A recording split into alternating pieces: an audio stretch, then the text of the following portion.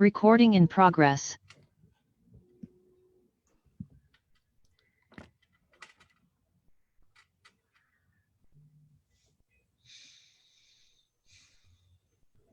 Hola, buenas tardes y bienvenidos de nuevo al Congreso a 50 años del 71.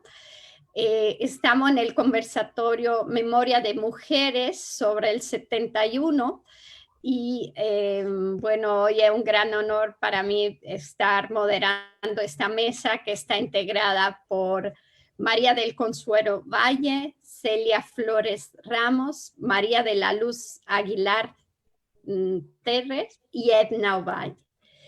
Y vamos a empezar, vamos a tener la dinámica va a ser, van a ser 4 bloques de preguntas para que nuestras invitadas nos compartan sus experiencias. Y al final, si quieren participar con preguntas o comentarios, serán bienvenidos. Voy a lanzar el primer bloque y bueno, en este caso les pido si por favor podrían platicarnos cuál era su situación personal cuando estalló el 10 de junio de 1971. Si nos pueden contar un poco cuántos años tenían, si estaban trabajando, estudiando, dónde estaban viviendo, si eran integrantes de alguna organización, agrupación política, partido, si participaron en la marcha y qué recuerdan de aquel día. Si les parece, vamos a empezar con Consuelo y cada una tiene 8 minutos para contestar a ese bloque de preguntas. Muchas gracias, Consuelo, por estar aquí con nosotras hoy. Buenas tardes. ¿Se oye bien? ¿Se oye bien? Muy bien. Primero agradecerles que me hayan hecho esta invitación. Quisiera contestar este primer bloque de la siguiente manera. Yo tenía 21 años de edad. Estaba en la Facultad de Ciencias de la UNAM. Estaba estudiando la carrera de matemáticas, ya había pasado el 68 y estaba a mitad de la carrera. Era integrante del Comité de Lucha de la Facultad de Ciencias de la UNAM. Ahí hacíamos pues, reuniones, activismo y sobre todo las compañeras de la facultad estábamos encargadas o nos habíamos propuesto llevar la comida a los presos políticos de Lecumberri. Todos los días, nosotros en la cafetería de la facultad hacíamos la comida y la llevábamos a Lecumberri porque el rancho que les daban a los muchachos dirigentes era muy feo. Y entonces, bueno, con las brigadas y lo que se sacaba de las participaciones de nuestros compañeros de lucha en la facultad, en economía, en filosofía, pues apartaban un poco de dinero para la alimentación de los muchachos de la Crujía C, de la Crujía N, de la M no tanto, porque ya en la M estaban los profesores, la gente mayor. Entonces era como llevarles la comida a los muchachos del 68. Entonces, pues teníamos un comité muy fuerte, sobre todo de mujeres, ¿sí? Donde nos movilizábamos, íbamos a los mercados, comprábamos, es más, nos regalaban mucha comida y en la parte del segundo piso de la facultad, pues empezábamos a cocinar, a empacar y a cargar el carrito y llevarlo. Ya de regreso, pues era de nuevo hacer los volantes, estar con las finanzas, hacer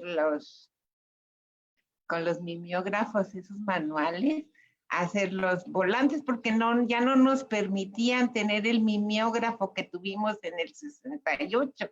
Nosotros teníamos en la parte de abajo de la facultad, teníamos un localcito donde teníamos un mimeógrafo automático y teníamos otro pedacito donde hacíamos los pósters y ya no, ya la dirección de la facultad pues ya nos había quitado ese local.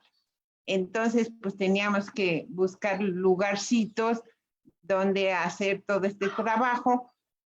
Ya nos quedábamos 9, 10 de la noche trabajando para que el otro día pudieran salir nuestras brigadas y sacar información, pues eso hacía. Sí participé en la marcha, de hecho fui parte del comité organizador de la Facultad de Ciencias, estaba Agustín, estaba Cuevas, estaba Betty Puga, todos los del comité de lucha que estábamos participando, estábamos haciendo las mantas y pues organizando a los compañeros que iba a salir la contingente. Yo ya estaba casada, tenía 21 años y mi marido es astrónomo, el que era mi marido es astrónomo y él trabajaba en el segundo piso de la Torre de Ciencia, porque también participé en el Comité Pro Defensa por Libertad de los Presos Políticos. Yo soy hermana de un dirigente del 68, Eduardo Valle Espinosa, que le llamaban el Búho. Y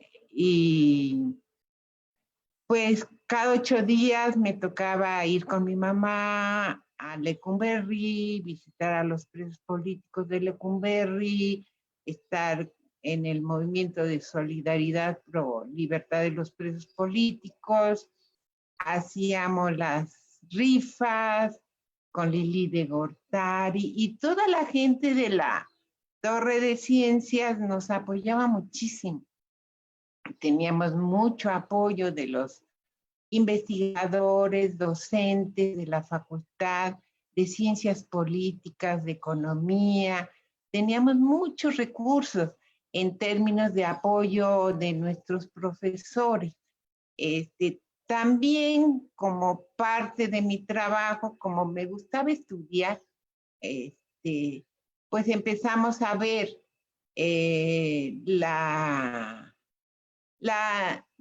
ideas de cómo enseñar matemáticas, qué tipo de alternativas se le podría dar a un licenciado en matemáticas. Estaban los matemáticas teóricos, yo me dediqué un poquito a la enseñanza y a la computación, queríamos cursos de computación, teníamos participación en el consejo técnico de la facultad, teníamos reuniones con los matemáticos para ver qué alternativa le dábamos a otras visiones de los matemáticos en el país. Y pues en eso pues me pasaba todo el día y casi toda la noche. Bueno, sí llegaba a mi casa porque mi mamá siempre se espantaba muchísimo. Sí participé en la marcha, a diferencia del 2 de octubre, no me tocó ver tanta tragedia. A mí el 2 de octubre fue algo muy difícil. O sea, yo vi morir gente.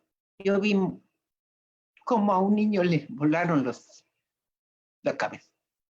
O sea, yo estuve en el 2 de octubre y viví todo lo que es familia de un perseguido político, viví lo que es la cárcel, la lucha por la libertad de nuestros compañeros.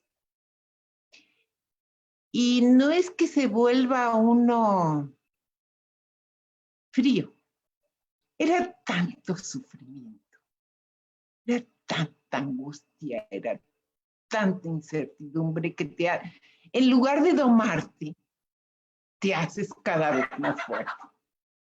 y asumes cada vez más el compromiso. Entonces, yo llegué, claro, con la experiencia que me tocó a mí sí me tocó feo, feo, pero feo. Está este libro de Lenita Poniatowska, La noche de Tlatelolco. Hay una narración muy sensible de mi mamá. Algo espantoso que pues me ayudó a no morir el 10 de junio. Eso me ayudó a mí porque ya no iba tan inocentemente como lo fui el 2 de octubre. Ya veía yo por dónde salir, por dónde correr. Iba el contingente, les dije a los compañeros, miren, por este lado está la normal, por este lado está ciencias biológicas. Antes me di un recorrido, porque me acordaba mucho de mi papá, nunca te metas a ningún lado, te van a matar adentro. ¿Sí? Entonces siempre busqué salidas para poder correr. Y un lugar donde estaba abierto, no había tanto halcón ni tanto policía disfrazado, era Marina Nacional. Entonces yo dije por Marina Nacional, y como yo vivía pues ahí por el Hipódromo de las Américas, más o menos sabía yo el camino, y dije, por aquí soy. ¿Sí? Entonces, pues no me tocó, a mi hermano Sergio sí. Mi hermano Sergio era ciencias biológicas y a mi hermano Sergio sí le tocó muertos, cosas difíciles. Sergio Valle Espinosa era un joven de químico, bacteriólogo, parasitólogo de la QVP, de ciencias biológicas, y mi hermano sí se enfrentó feo. Pero yo corrí. Se me olvidó que estaba casada, porque estaba yo recién casada. Y pues yo no me acordé de mi marido, yo me acordé de mi mamá. Dije, de nuevo, se nos va a volver a morir. Otra vez. Entonces me fui a la casa de mi mamá, que vivía allá en la unidad habitacional Loma Hermosa. Y ahí llegué y llegó Búho. Y entonces mi mamá dijo, es que estaba rodeada mi casa por los halcones, por ser dirigente. Después nos dijo Búho, en el Miami Herald, una de las periodistas decía que tenían orden de matarlos. Acababan de llegar el 3 de junio de Chile. Y sí estaba rodeada la casa. Entonces mi mamá le quitó la ropa a mi hermano Pepe. Se la dio porque Pepe era muy bueno, mi hermano mayor, para correr y para todo eso. Lo vistió de búho, le dio un cuchillo y le dijo, órale, mientras tu hermano sale. Entonces mi hermano Pepe salió, yo me quedé con mi mamá porque de nuevo se afectó, pues es normal. Lo que había vivido en el 68 no era, entonces había que de nuevo sostenerla emotivamente, y pues salió mi hermano Pepe. Y los halcones pensaron que ese era el búho. Entonces, como era muy bueno, era atlético, se mete por el otro lado y mi hermano búho muy discretamente sale por el estacionamiento. Se va. Ya teníamos la incertidumbre de que si habían alcanzado a Pepe y a Eduardo, como la otra vez en el 68. Era yo, Sergio, Pepe, mi papá, todos en la plaza del 2 de octubre. Entonces le dije, no, mamá, mira, 2 de octubre no nos mataron, no nos van a volver a matar, tranquila, mamá. Entonces había que sostener mucho emotivamente a mi mamá porque había visto cosas muy feas en el 68 y había que darle mucha fuerza emotiva. Y decirle que nos iba a repetir, que tuviera confianza en la vida y que íbamos a salir de nuevo adelante. Y Ya como a las 2 de la mañana digo, Jesús, si yo estoy casada. Entonces a las 2 de la mañana me voy a la Facultad de Ciencias, a la Torre de Ciencias, y entro y me topo con el doctor Guillermo Haro, que era director de astronomía, un astrónomo muy famoso, esposo de Elenita Poniatowska. Me dio una regañada. Pero es que usted, su marido está aquí angustiado, pensó que la habían matado. Le dije, ay, pues que me disculpe mi marido, pero es que mi mamá necesitaba mi presencia. Entonces, pues ya se calmó, me calmaron ahí todos los astrónomos ópticos y todo eso, porque hay mucha solidaridad en esos momentos. Y ya se me acabaron mis 8 minutos. Muchas gracias por este testimonio y pasamos a María de la Luz. Creo que Celia no está, ¿verdad? Sí, sí está. Ah, sí está, perdona Celia, Sí, yo no la perdón, veía, tuve disculpa. problemas con la computadora y no podía entrar. No, Gracias. gracias Celia, discúlpame, es que no la veía. Gracias, pues adelante siempre el mismo bloque de preguntas y aquí escuchamos. Gracias. Celia, ¿verdad? ¿Quién sigue, Luz María o yo? Celia. Ah, bien. Bueno, buenas tardes a todas. Qué gusto estar en compañía de personas que han participado en la lucha. Bueno, yo en ese tiempo tenía 23 años y estaba trabajando y también estudiando.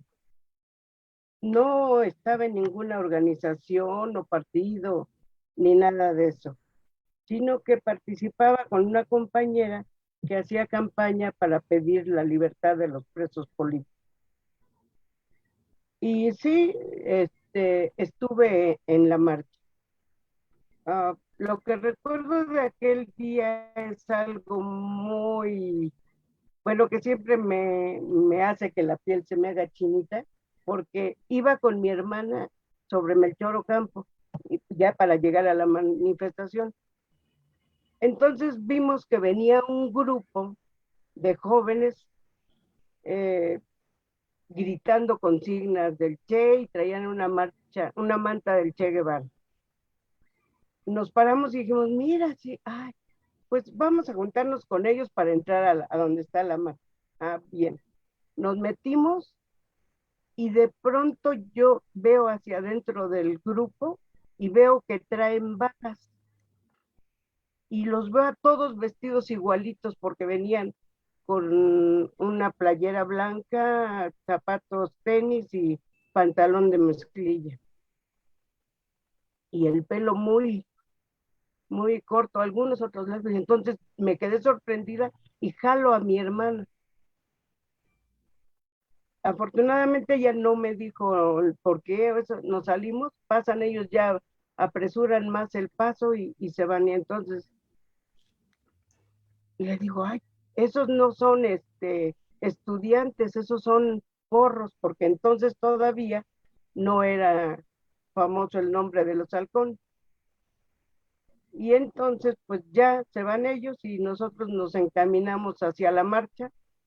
Entramos y estaba ya parada porque ya había avanzado hasta San Cosme y como economía era el contingente que iba encabezando la marcha, pues entonces nosotros empezamos a caminar para alcanzarlos. Y cuando estábamos, nos entretuvimos un poco porque pues conoce uno a gente y empieza a saludarse y todo eso.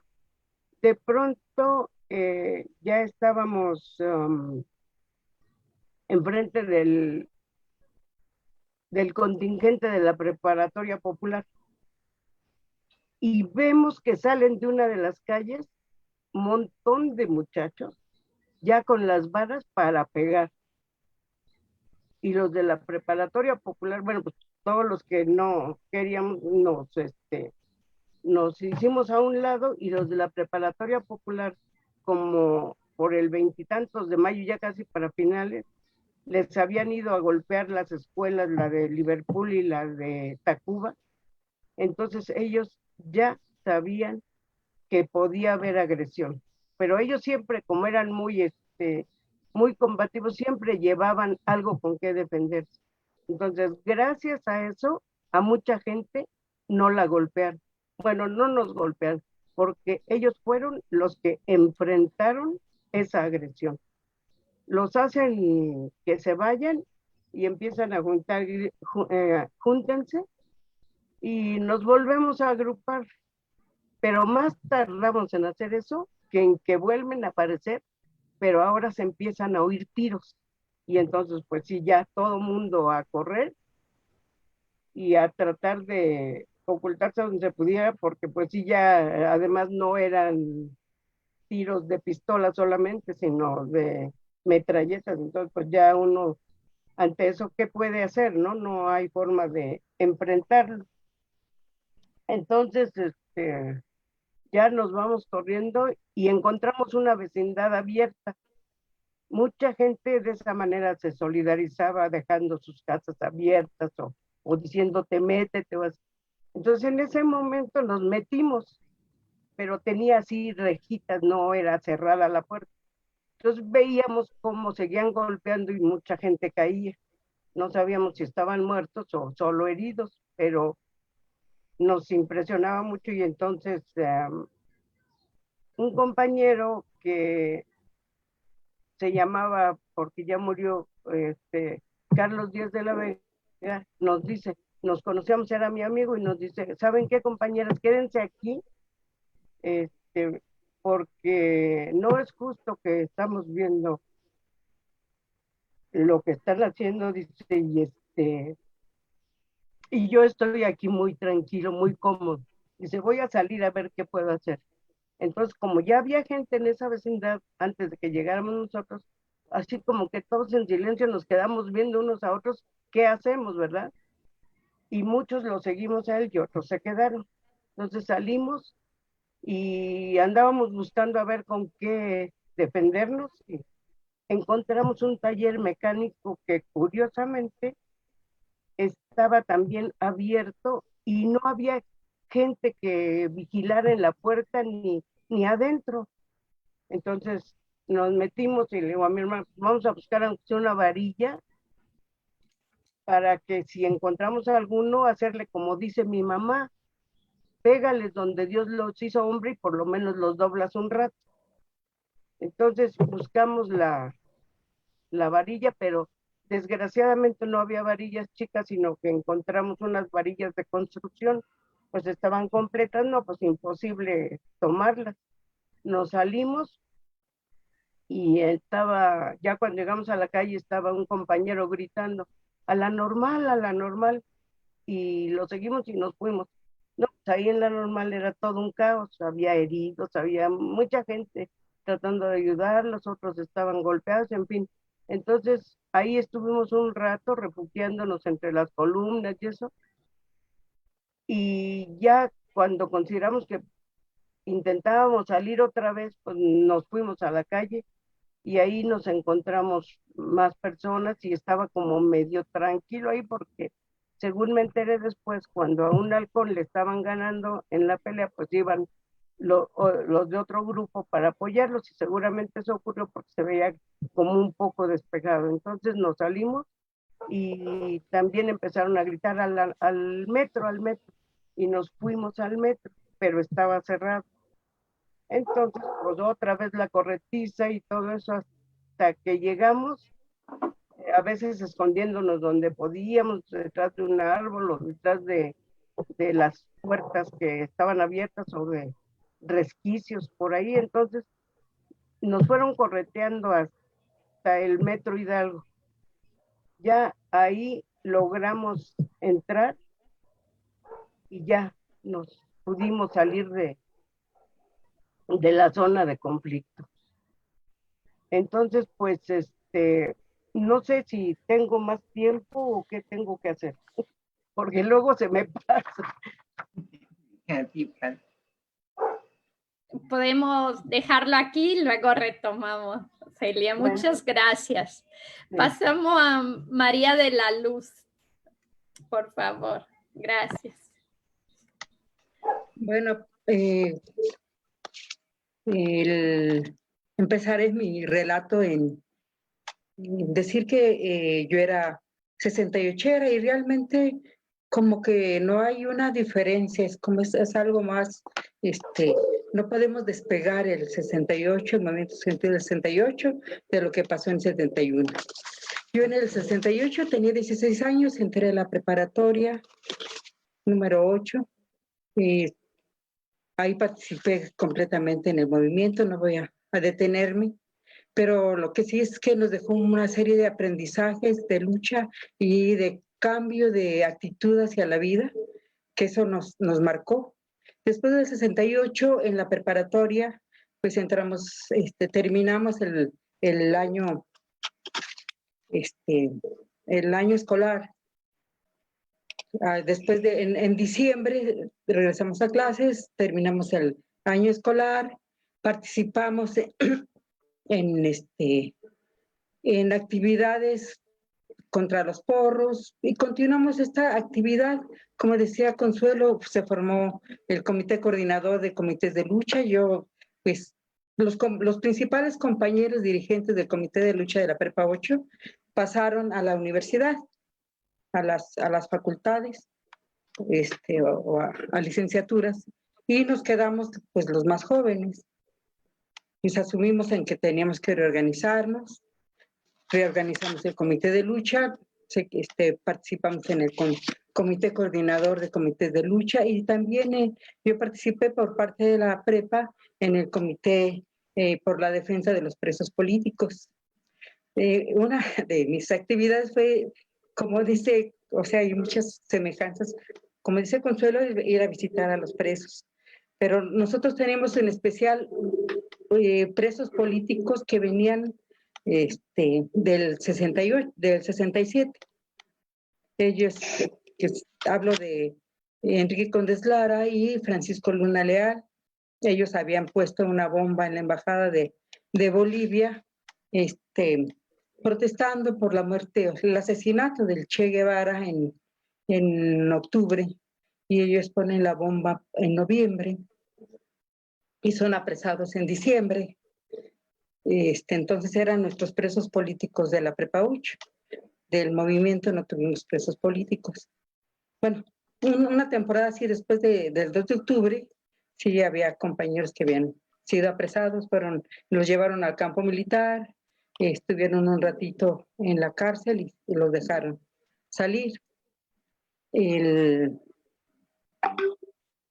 Bueno, y yo visitaba a estos compañeros a la Crujía N, seguramente Consuelo iba a la M, que donde estaban los sí, del 78, y ahí pues nos organizábamos para ir con la mamá de Kiko y con otros compañeros, hasta que un día me detuvieron a la hora de la revisión. Yo llevaba un pequeño monedero y ahí metía bien dobladitos volantes de todo lo que se publicaba. Entonces que me los encuentran y me dijeron, venga para acá, y me llevaron a un lugar sola, a una habitación,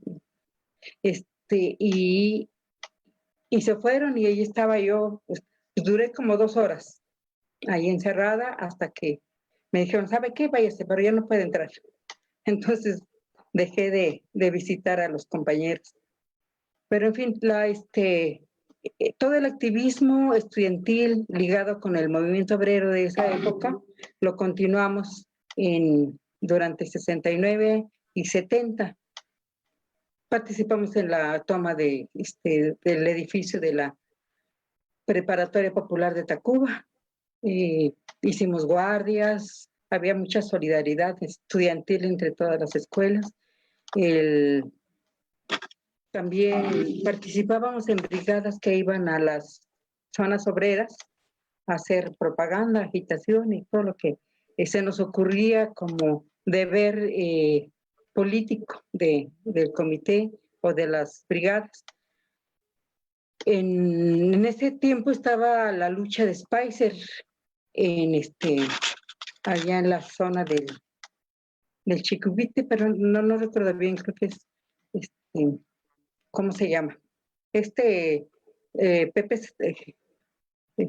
Ceja tiene un libro sobre esa huelga de Spicer. También estaba la huelga de Ayotla Textil, también como brigadistas y como todas las escuelas íbamos y apoyábamos esas huelgas.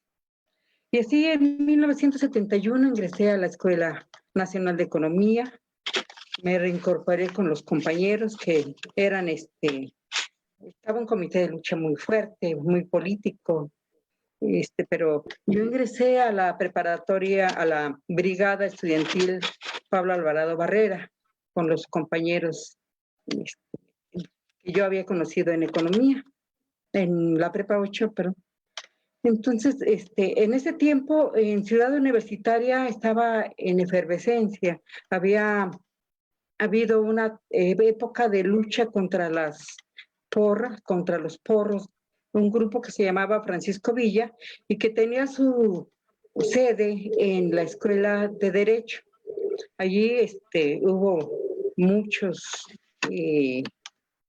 enfrentamientos y terminó con la quema de la facultad, ¿cómo se llama? La quema de las cafeterías de la Facultad de Derecho. ¿Sí? Yo para esa época, además de ser brigadista en la Pablo Alvarado Barrera, también estaba en contacto con otra brigada que era la Brigada Obrera Estudiantil Tlatelolco, que los conocía desde la prepa, y veníamos trabajando, relacionándonos con la lucha obrera. Pero también en esa brigada había compañeros que eran cercanos a la Asociación Cívica Nacional Revolucionaria, como era Pedro Contreras, y su hermano Donato, Abelardo Velázquez Cabaña, y otro compañero que también venía del espartaquismo, que era Ciro Castillo. Y entonces yo combinaba esas dos actividades, porque además me dedicaba de tiempo completo a eso. Y por ejemplo, con la brigada Pablo Alvarado teníamos reuniones de círculos de estudio donde participaban incluso obreros, ahí participaban los obreros de Spicer, y tuvimos algunas reuniones en la casa de Margarita Paz Paredes, donde llegaban, y después del círculo de estudio nos empezamos a cantar canciones de esa época, las canciones que cantábamos. Éramos una juventud libertaria, emotiva, entusiasta.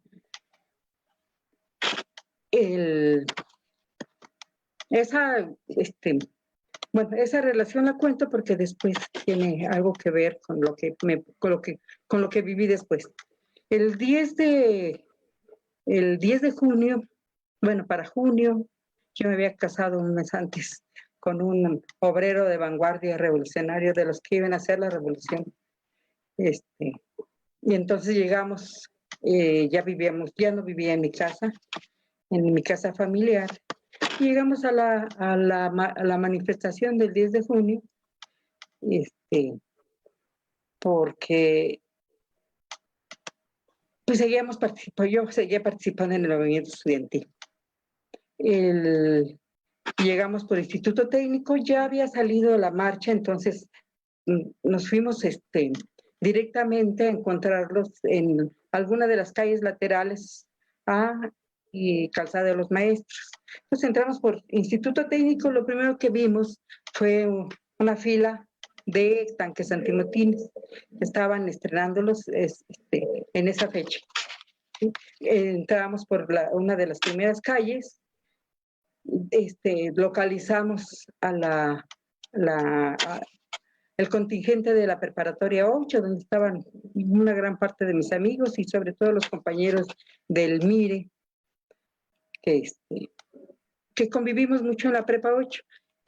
Nos encontramos ahí, después nos fuimos, preguntamos por otros compañeros y nos encontramos con el contingente de la preparatoria popular que venía más atrás. Ahí me encontré con mi amiga Zoya Mejía. Ella estuvimos juntos en la prepa 8 y entonces íbamos a marchar con prepa popular. Cuando íbamos marchando, bueno, mi compañero se fue a buscar a su hermana porque estaba en otro contingente y a la hora de ir hacia adelante, de repente se detuvo la marcha, no sabíamos qué pasaba hasta que vimos que la gente venía retrocediendo de la calzada México-Tacuba, o sea, hacia atrás, por la calzada de los maestros. Nos detuvimos y vimos, yo me acuerdo me impresionó porque un compañero alto, muy fornido, que le decíamos el rojo, estaba en la prepa 8, venía con la cara tapada, ojos llorosos y corriendo, y nos dijo, están echando gases lacrimógenos. Entonces ahí nos agarramos Oye y yo y empezamos a correr hacia una calle lateral. En esa calle lateral ya venían los halcones y ya estaba ahí todo el enfrentamiento. Pues nosotros nos regresamos hacia la calzada de los maestros y corrimos por la orilla de la barda hasta alcanzar la avenida México-Tacuba. Ahí íbamos corriendo enfrente de la normal, cuando un carro muy conocido en ese tiempo, era un Renault con una antenita. Con eso sabíamos que eran agentes, no traía placas, era un Renault blanco. Se nos emparejó. No sé si nos venían siguiendo porque ya nos tenían fichadas, porque quiero decirles que desde antes, todo ese periodo, antes del 71, había agentes, había orejas y había pues personas que vigilaban todas las actividades que se hacían. Incluso en el primer aniversario de la toma del casco, un mitin o una concentración que se hizo en la Plaza del Carrillón fue balaceada. Yo digo que fue balaceada. Ahora los testimonios de los halcones dicen que fueron cohetes, pero el caso es que nos asustamos, corrimos y salimos de ese lugar. Vuelvo al 71. Ese carro de agentes se nos empareja ahí en la calzada México-Tacuba y nosotros al darnos cuenta pues nos paramos, el carro frenó más adelante y aprovechamos para atravesar del otro lado de la calzada. Ya no nos pudieron seguir porque como hay camellón, pues ni se bajaron, pero no éramos las únicas, íbamos mucha gente corriendo. Y también nos fuimos a meter bueno, fue cuando empezaron a sonar los balazos, empezaron a sonar, yo todavía los oigo, cómo sonaban. Entonces pues, corrimos y lo que buscamos fue guarecernos en algún lugar. Y exactamente en una especie de vecindad ahí nos metimos, pero esta sí tenía la puerta toda cerrada. Por eso yo creo que no fue en la misma vecindad. Y en esa vecindad tenía, eran una vecindad como con departamentos así, a lo largo. Y ahí estuvimos, la puerta de repente se abría y nosotros nos asomábamos. Me tocó ver a un compañero, sobre todo una persona que estaba caída en la esquina de esa calle y gente así alrededor, no sé si los atendían o si que los querían auxiliar. pero otra vez empezaban a sonar los disparos y cerraban la puerta y corríamos hacia el interior.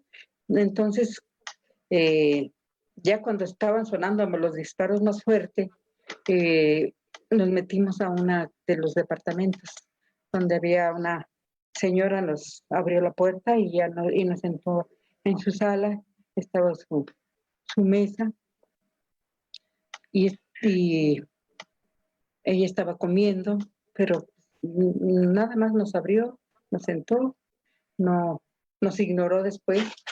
Ella seguía comiendo y nosotros temblando cada vez que oíamos más disparos y más disparos. Y esta Zoya traía un paquete de volantes que iba a repartir y yo unos banderines que hacía mi hermano y también esos los vendíamos. Unos banderines que tenían al Che Guevara, una mapa de América Latina.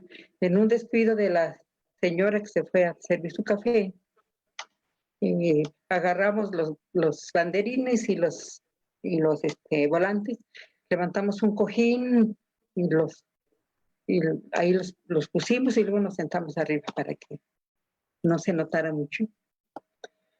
Y bueno, así pasó el tiempo, los balazos iban disminuyendo, empezó a oscurecer, entonces nos salimos, le dimos las gracias a la señora, salimos y ya la gente que estaba en el patio era menos. Ahí estaba mi compañero, estaba uno de mis hermanos y la gente de la vecindad se había organizado, no sé si ellos, pero cuando salimos nos dijeron, vengan, súbanse a esta camioneta que se había estacionado enfrente de la puerta de la vecindad. Era una camioneta con una lona, esas como de mudanzas, y ahí nos subimos un buen grupo de compañeros. Nos fueron a dejar, el chofer nos dijo que nos iba a dejar en el Metro Tacuba, y así fue. Pues esa es una parte de mi relato, sí, para no... Muchas gracias. Pues pasamos con Edna, pasamos a Monterrey ahora.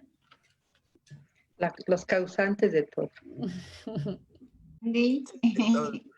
Bueno, buenas tardes a todos. Es un gusto vernos de nuevo, los que ya nos conocemos, y conocer a las compañeras que no tengo el gusto. Y pues mis felicitaciones a los organizadores. He podido seguir muchas de las mesas y me parece excelente. Le comentaba a Sara que hay cosas que ni siquiera me imaginaba, porque bueno, yo viví el 10 de junio en Monterrey y de una manera pues muy, muy frustrante. Ahora les voy a contar. Pero pues me parece muy importante que las nuevas generaciones y los que vivimos durante esos años tengamos un panorama de todos los diferentes aspectos del 10 de junio, porque pues es muy importante contar con esta memoria histórica, hacer un homenaje a aquellos que cayeron, a los que no sabemos qué pasó con ellos. Me parece que es fundamental, es parte de nuestra historia y esperemos que nunca jamás se vuelva a repetir. Bueno, ¿qué hacía yo el 10 de junio de 1971? Para empezar, yo tenía 17 años. Había entrado a la Universidad de Nuevo León, a la preparatoria. En ese tiempo las preparatorias también, como ahora, son de la Universidad de Nuevo León. Y había entrado de 15 años. Todo el mundo me dice que mis 15 años los celebré en 1968. Fue una celebración de fuego, ¿no? Pero bueno, en el 71 tenía 17 años. Yo vivía con mi abuela en el centro de la ciudad de Monterrey. Estudiaba, en ese tiempo era estudiante de la Facultad de Filosofía y Letras, y también estudiaba al mismo tiempo en la Escuela Normal Superior del Estado un curso que se impartía en esa escuela para todos aquellos que habíamos tenido la preparatoria y que queríamos dar clases en las secundarias, digamos. Pasábamos ese curso, que le llamaban curso de prenormal. Entonces yo estaba ahí en ese curso de prenormal y ya lo había pasado y estaba en la parte de ciencias sociales y humanidades. Entonces, en ese tiempo yo ya había vivido varias etapas y como dice Luz María, pues es muy difícil desligarlo de 1968, aunque nosotros lo vivimos de otra manera. Pero bueno, en el 71 yo era miembro ya de un frente que se llamó Frente Democrático Obrero Estudiantil. Como sabrán, pues Monterrey es una ciudad obrera. En ese tiempo todavía era muy, muy importante la industria metalúrgica. Y bueno, pues una de mis actividades era desarrollar actividad política a partir de un grupo que se llamaba Movimiento Espartaquista Revolucionario. Yo también vengo del espartaquismo, en ese tiempo era el MER, que tenía ramificaciones con los profesores, con los estudiantes y con obreros de diferentes fábricas.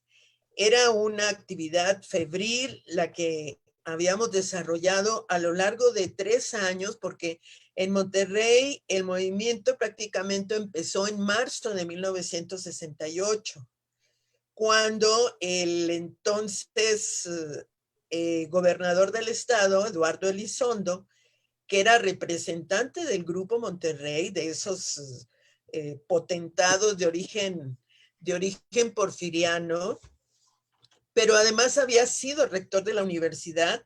A este personaje en determinado momento plantea que la universidad ya no tiene que estar a cargo, ya no debe de ser una carga para el Estado, y entonces que todo aquel que quiera estudiar, pues que pida una beca y que después la vaya pagando conforme consiga trabajo y demás. Una beca hacia una calca del sistema norteamericano de becas, en donde la gente pasa toda su vida pagando sus estudios universitarios. Entonces, eso lo hizo en marzo de 1968. ¿Sí? Entonces, bueno, fue tanta la inconformidad que hubo, que hasta la gente de la CTM estuvo en contra. ¿Sí? Entonces, estuvo muy fuerte. Ahí realmente inició un gran movimiento que se va a ir nutriendo después con todo y se va a engarzar con el movimiento del 68, porque en Monterrey se empezaron a hacer actividades. Cuando yo entro a la preparatoria, pues yo veía que había mucha actividad política, empecé a participar en esa época y después empezó, sobre todo cuando entré al ejército a Ciudad Universitaria, empezaron las actividades de apoyo a los estudiantes de la Ciudad de México muy, muy fuertes, muy fuertes. Para esto también les quiero comentar que allá fue muy sonado toda esta participación en contra de la guerra de Vietnam, la lucha por los derechos de los negros.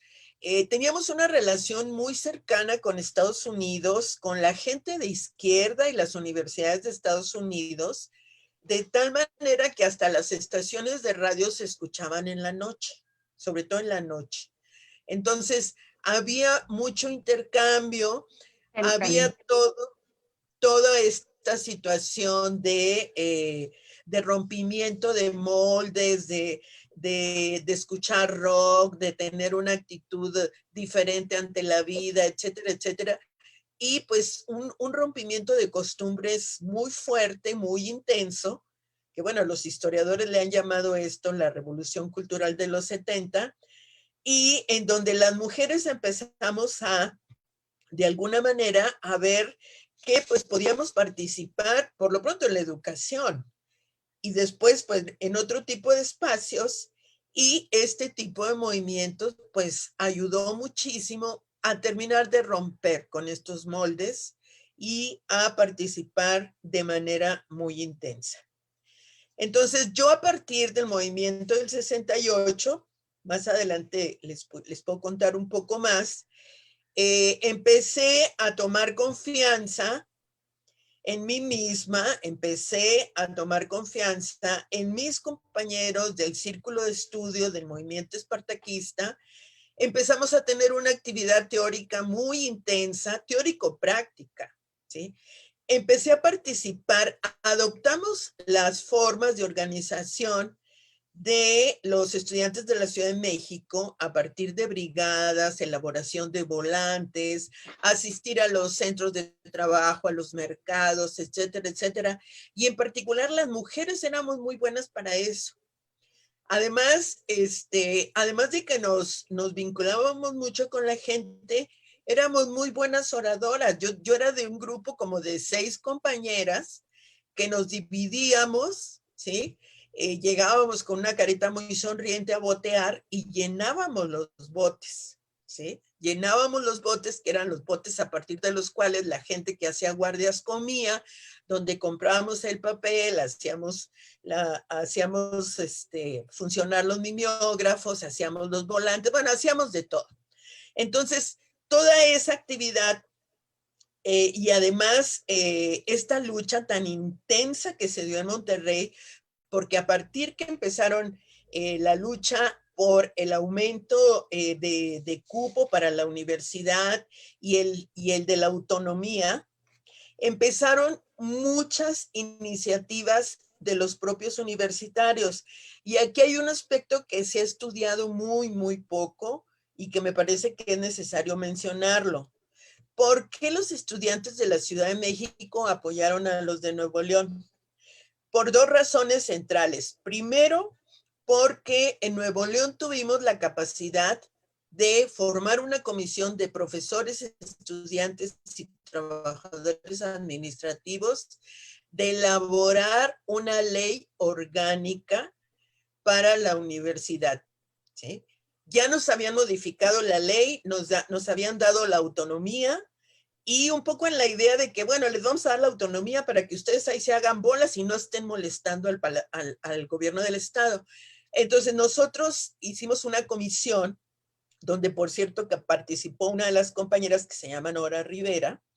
Ella era maestra muy destacada y bueno, después va a surgir otro dato ahí. Y se formó una nueva ley en donde no solamente se estaba planteando una forma de gobierno para la universidad, sino que se estaba planteando una asamblea universitaria como máximo órgano de gobierno de la universidad, por encima del rector y del consejo universitario, ¿sí? ¿Por qué? Pues porque había sido una forma de gobierno que nos había funcionado, que nos había permitido tener un funcionamiento, una representación y que pensábamos que podía funcionar. Entonces teníamos una gran actividad y una gran confluencia entre los profesores, el sindicato de la Universidad de Nuevo León, que había mucha gente del Partido Comunista, los estudiantes, todas las corrientes políticas que había en la universidad, nos unificamos y sacamos adelante esa ley. Entonces, ahí también se planteaba que para elegir las autoridades y el rector tenía que ser una forma paritaria de profesores y estudiantes. Entonces, era muy, muy importante esto, era una de las demandas centrales. O sea, decíamos, de nada sirve que nosotros podamos administrar los recursos como universitarios si no hay una elección en las formas de gobierno, una elección democrática y una participación democrática en las formas de gobierno. Entonces, esto era muy importante, muy importante. Después, a manera de contraofensiva, se nos va a plantear, bueno, está bien, les damos el 33% de participación de los estudiantes. para que elijan, para que digan que participan. Entonces nosotros dijimos, no, no estamos de acuerdo, nosotros queremos paridad en la elección de directores, rectores, etcétera. Y enseguida, el gobernador, representante del Grupo Monterrey, plantea que no es necesario nada de eso, que van a impone una junta de gobierno formada por los representantes charros de los sindicatos, los periodistas, los comerciantes, los industriales, etcétera, una forma de gobierno encabezada por un militar como rector, un coronel retirado. Entonces, era de verdad algo increíble. Nadie podía pensar que a alguien se le ocurriera una cosa así. Y el gobernador del estado no estaba dispuesto a negociar.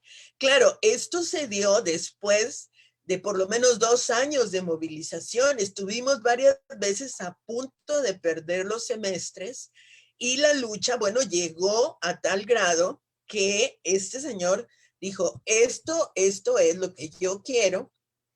Y entonces, pues la situación se polarizó al máximo, al grado de que tuvo que intervenir el secretario de gobierno, esto ya es en mayo de 1971, Víctor Bravo Aguja, llega y empieza a decir que en la Ciudad de México los estudiantes están inquietísimos por todo lo que está pasando y que se va a reactivar nuevamente el movimiento estudiantil en la Ciudad de México y que entonces se van a juntar lo que está pasando en Nuevo León y lo que está pasando en Morelia, etcétera, etcétera. Y entonces, pues sí se va a poner buena la situación.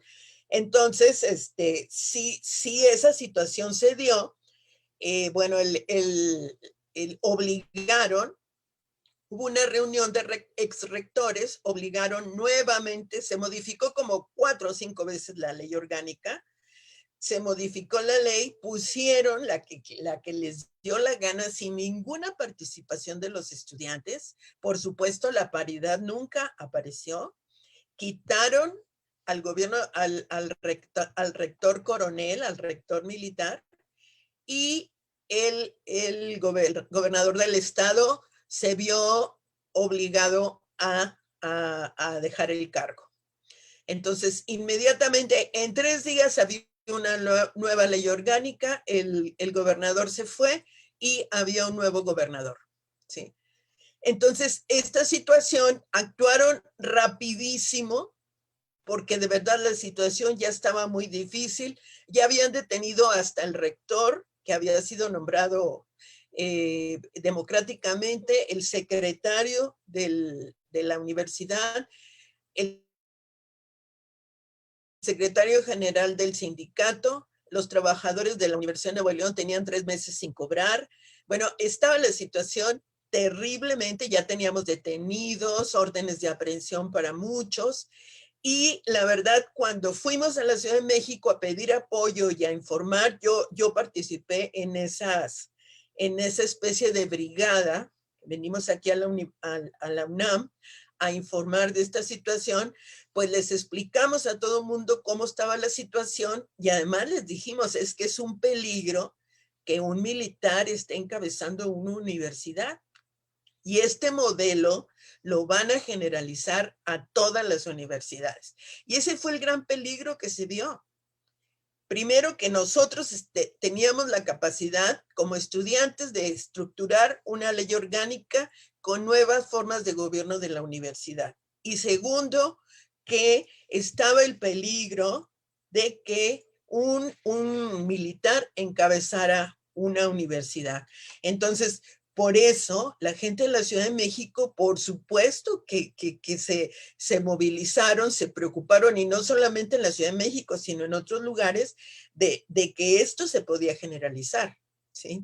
Entonces, esa parte es muy importante. Yo no participé en la marcha porque lo que se decidió fue que viniera un grupo de compañeros de la Facultad de Economía que encabezaran la marcha, ¿sí? Entonces vinieron varios compañeros y fueron pues también atacados por por los halcones. Ahora, para ese momento, nosotros ya teníamos un nuevo rector, ya había renunciado el gobernador, ¿sí? Y ya teníamos cerca de 3 años de estar en movilización permanente. O sea, imagínense la situación tan cansada, tan caótica.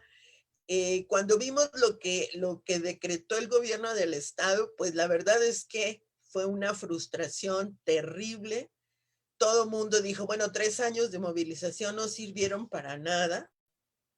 Entonces, y después cuando nos enteramos lo que pasó en la Ciudad de México, bueno, pues la radicalización fue muy, muy intensa. Mucha gente lo que dijo fue, las vías democráticas están cerradas. Parece que en este país pedir democracia es ser, es poder ser aniquilado simplemente por solicitar democracia, por solicitar diálogo, por solicitar participar en la elección de una serie de gente que gobierna una institución, etcétera, ¿no? Entonces, para nosotros fue una lucha muy intensa que se enlazó entre las demandas de la Universidad de Nuevo León con las demandas del movimiento estudiantil de la Ciudad de México. Y aquí el punto de confluencia fue la democracia. Nosotros pedíamos democracia. Después de ahí, y bueno, eso se los contaré más adelante, nos vamos a vincular con el movimiento obrero. También ellos van a retomar el tema de la democracia al interior de sus organizaciones. Nada más. Gracias. Muchas gracias a todas. La verdad estuvo muy interesante y pusieron en la mesa muchas cuestiones, ¿no? De hecho, ya están llegando muchísimas preguntas, así que pasamos al otro bloque y al final vamos a intentar leer las preguntas y seguir con ese debate.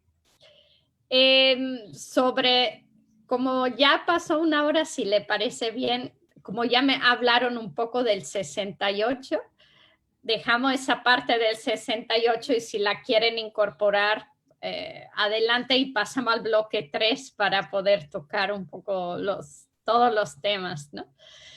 Y bueno, el bloque 3 es cómo eran las relaciones de género en su organización.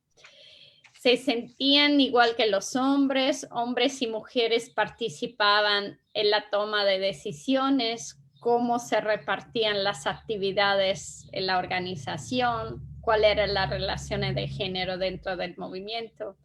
Y bueno, aquí podemos retomar un poco lo también del 68, ¿no? Como para algunas fue fundamental para su propio empoderamiento, emancipación, participar primero en el 68, si lo quieren retomar, adelante.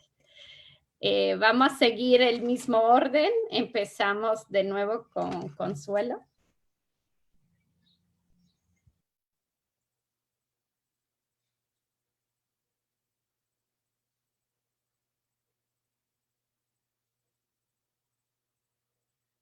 Perdona, tiene el micrófono apagado.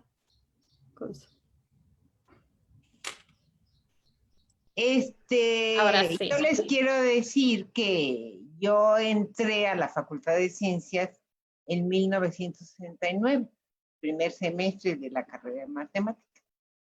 En esa época había un grupo que se llamaba el Nuevo Grupo. En el Nuevo Grupo, donde estaba Gilberto, estaba Pino, estaba Renan, había participación de mujeres. Una de ellas, por cierto, era Rosaluz, algo así, que después fue secretaria de turismo y unos líos con Echeverría, bueno, que era la novia de Marcelino Pérez. Ese no empezaba para jovencitas, muchas que ingresaban a la facultad con una actitud un poco diferente. Los compañeros nos decían, hagan el café, háganlo ustedes, ¿sí? Éramos muchachas muy contestatarias en esos términos. Y como nos teníamos el seminario y leíamos,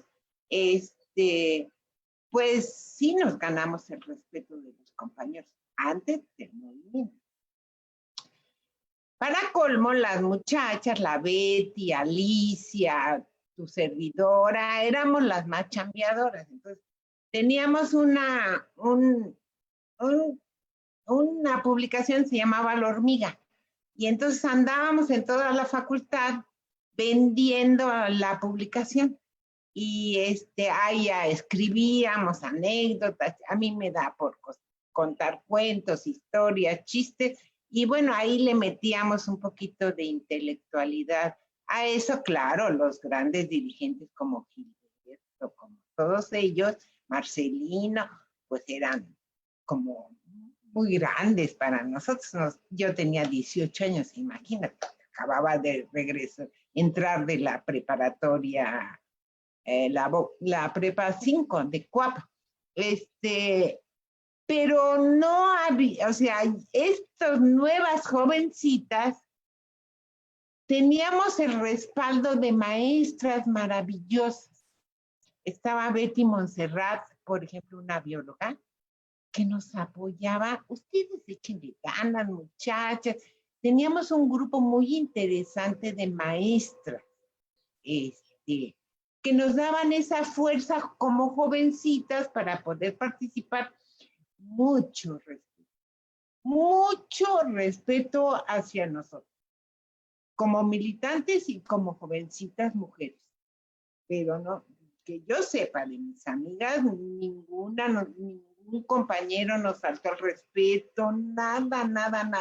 Éramos más bien hasta cuidadas para que no nos pasara absolutamente ninguna agresión, ¿eh?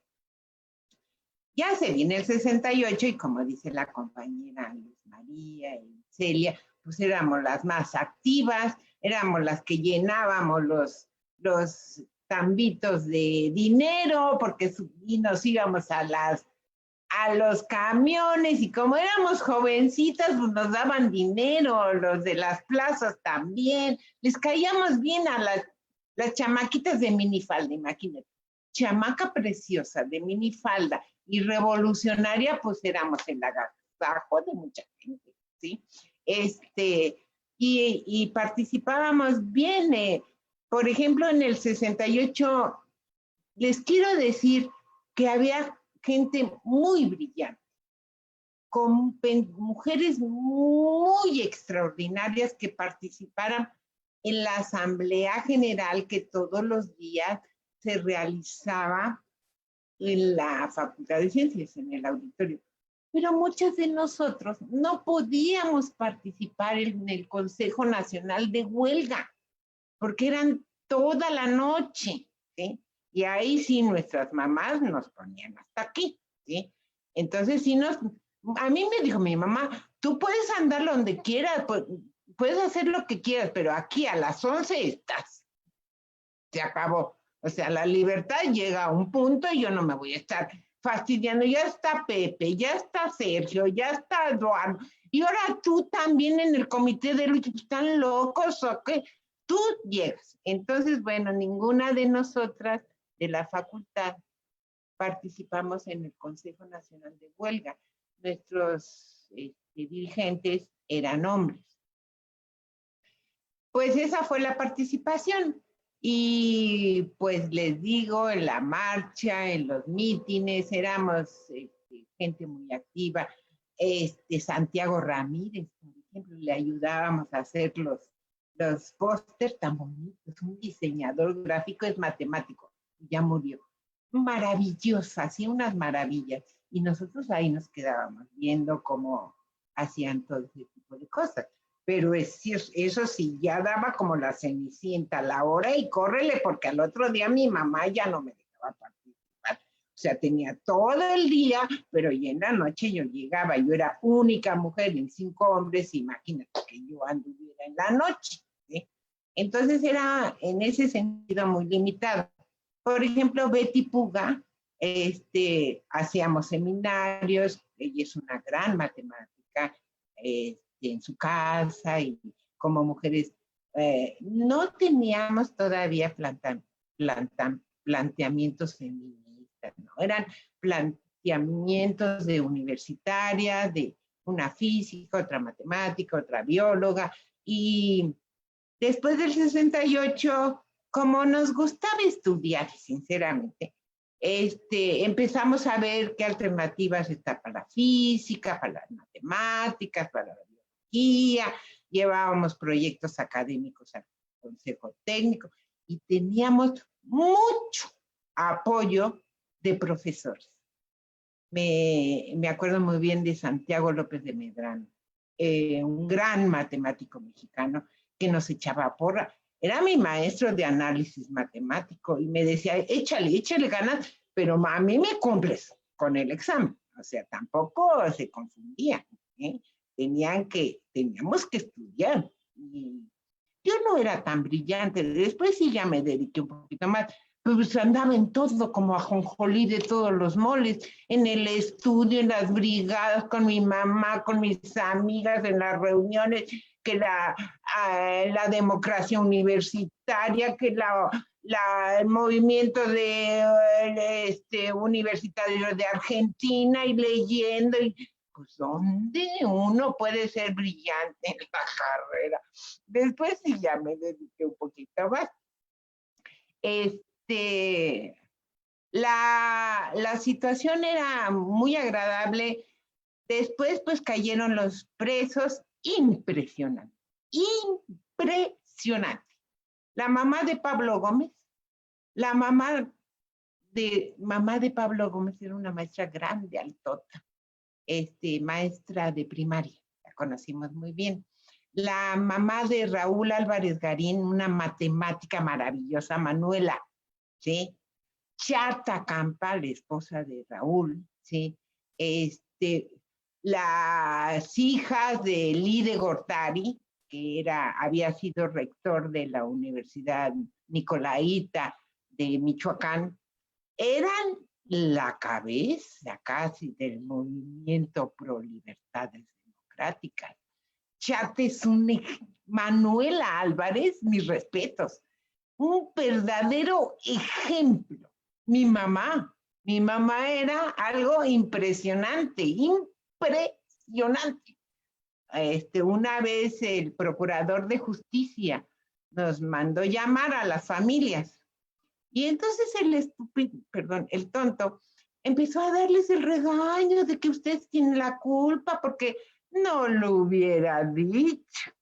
Mi mamá le saltó y le dijo, de nivel político, no malas palabras, pero de nivel oye, al procurador, cuando salimos del Palacio Nacional, le dije, mamá, nos van a matar, lo que le dijiste al procurador está gravísimo, le dijo, asesino, corrupto, por esto. Bueno, la mamá de Raúl le dijo, maestra, vaya tranquila, porque estamos en sus manos, nos van a matar. Entonces, el movimiento pro libertades democráticas, había mucho apoyo de artistas, de pintores, de académicos, pero la cabeza eran las mamás y las hermanas y las esposas, ¿eh? Todo lo que era yo de jovencita iba cada 8 días a Lecumberri a dejarle comida que cocinaba mi mamá, y entonces en la crujía se juntaban todos los presos y mi mamá llevaba las tinajas de comida y todo eso. Pero además, en la semana yo iba con Estrella Sámano, que en esa época era novia del Pino, y manejaba muy bien, entonces llevábamos la comida, ¿sí? A los presos políticos, y ahí estábamos pendientes de que no nos fueran a golpear. Por ejemplo, el 1 de enero, que fue ya se me pasó el tiempo, eran 5 minutos, ¿verdad? Bueno, el 1 de enero las mamás fueron las que entraron. Yo me acuerdo que mi mamá en la parte de atrás, se subió a los carros de la basura a revisar si no estaban los muertos ahí. Los muchachos no los habían matado. Y entre basura andaban. Entonces fueron momentos, las mujeres son extraordinarias, pero no se han dicho nada de ellas. No se ha dicho casi nada. O son 4 o 5 las que han hablado, pero el resto se ha quedado callada. Hay mucha participación femenil, honesta, tranquila, respetuosa, con una admiración de los compañeros hacia nosotras impresionante. Y me callo porque ya se me pasó el tiempo. Muchas gracias, Consuelo. Pasamos a Celia. Pues yo tengo una experiencia distinta con respecto a cómo nos trataban los hombres. En esos momentos yo no era consciente, sino cuando va pasando el tiempo y uno revisa esas conductas, se da cuenta que no es tan idílica la relación como dice. Yo no había participado antes en política porque no había tenido la oportunidad. Siempre me tocaron compañeros que no participaban, entonces uno se junta con ellos, se hace amigo y eso y hace otras cosas. Cuando estaba yo en preparatoria, llegaron los de economía a invitarnos porque estaban haciendo el movimiento en contra del rector Chávez. Y entonces yo le dije a uno de los compañeros, oye, vamos. Y dicen, no, las damitas no participan en esas cosas. Entonces, pues ya no pude ir porque no tenía con quién ir y yo sola y no conocía nada, pues no fui. Pero ya cuando estaba en economía en 68, pues ya fue diferente. Porque en 67 se dedicaron, yo soy generación 67, 71. En el primer año, los grupos políticos que había ahí se dedicaron a pasarnos festivales de música que se llamaba de protesta en ese momento, películas, conferencias, cosas así, que empezamos a ver que existía la guerra de Vietnam, que se había dado la revolución cubana, que la miseria que había no solo en México, sino en muchas partes del mundo, la injusticia, en fin. Ya cuando llega a 68, pues ya una información tenía. Se llega el 26 de julio y nos invitan a participar en la marcha de apoyo a la Revolución Cubana. Entonces, yo le digo a uno de los compañeros que pasó al salón, oye, yo quiero ir, pero ¿cómo le hago? Ah, pues júntate con nosotros. Vamos a estar en el patio reunidos y de ahí nos vamos. Y ya me fui. Lo que yo no sabía era lo que me iba a encontrar ese día. En mi primera participación, sangre. Pues yo en lugar de asustarme, también aventé aunque sea una piedra. Porque yo siento que nací rebelde y que voy a ser rebelde toda mi vida. Al final de 68, yo hice una poesía. El principio decía, está cerca el día para recordar al Cristo que nace. No siento tristeza, no siento alegría, solo rebeldía. Y así me fui. Entonces, ya empezó la gresca ahí, nos fuimos a la casa cada quien y al día siguiente pues ya empezó todo lo de que se tenía, bueno, lo que había pasado y como entre esos días había pasado lo del bazucazo y eso, pues ya se empezaron a formar los comités de lucha y toda la organización. Entonces, 68 y 71, 68 fue mi nacimiento a la vida política, que también terminó en sangre. Y como les decía, en lugar de asustarme o hacer que me fuera, me quedaba. Más me llamaba la atención quedarme. Ese coraje, esa rabia, todo eso, lo convertía yo en energía para participar. Entonces, el 68 y el 71, lógicamente, que era mi inicio en la vida política, pero que me ataron totalmente, aunque eran los únicos movimientos en los que había participado. Y pues me entendí varias cosas, la relación con el poder público, perdí el miedo a las autoridades porque uno siempre que iba a ver a la directora o trataba con algún maestro, como que había una distancia y uno los respetaba, por decirlo de alguna manera. O sea, ese miedo que uno le tenía a la autoridad, porque en ese tiempo, pues el autoritarismo bregaba por todos lados, en la casa, en la escuela, donde fuera. Entonces, ese miedo a tratar con la autoridad se me fue. Y los empecé a ver, como decía John F. Kennedy, en pijama. Dice, para que le pierdas el miedo a alguien, velo en pijama, se ve muy chistoso, entonces se le quita todo ese culto a la personalidad y ya. Entonces también entendí qué era la lucha de clases, que solamente la tenía yo teóricamente, pero al verla ahí y ver toda la masacre que nos hicieron 2 veces y seguidas, pues entonces entiendes que el Estado es tu enemigo de clase y que eso no se ha borrado por más que mucha gente diga que hoy ya nos llevamos bien. Eso no es cierto. Y ahí está Mastumatzá y ahí está Teteles Puebla. 75 mujeres violadas y el gobierno, ¿qué dice? Ni pío. Y entonces, como dijo la boliviana Domitila, así me nació la conciencia. Y ya no se me borró, ¿verdad? Y a partir de ahí, pues ya yo empecé a luchar, no en partidos, no en organizaciones, porque como que eso no se me daba. Yo fui a dar clases a la Preparatoria Popular de Liverpool y decía una alumna, cuando me decían, oye Celia, ¿y en qué partido militas? Y decía ella, no, a Celia yo no la veo, no la concibo en ningún partido, dice, ni en ninguna organización, es demasiado libre para estar. Y a lo mejor sí. Entonces, pues no se me dio nunca, se intentó varias veces, pero ahí quedó.